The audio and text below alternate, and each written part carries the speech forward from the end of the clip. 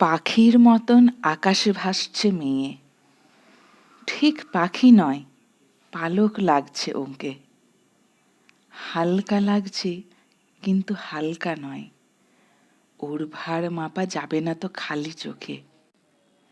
যে বয়সে লোকে হাল ছেড়ে ভাবে, যাক প্রায় শেষ করে এনেছি তো সব কাজ, সে বয়সে রোজ নতুন চ্যালেঞ্জ নিয়ে নয়া ইতিহাস লিখে দিলে তুমি আজ।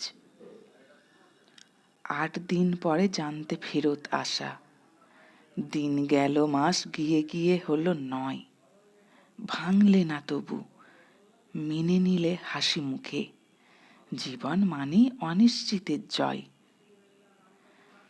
ফিরে এসে শেষে নিশ্চিত করে দিলে, বাতিল হয়েছে এত দিনকার প্রথা।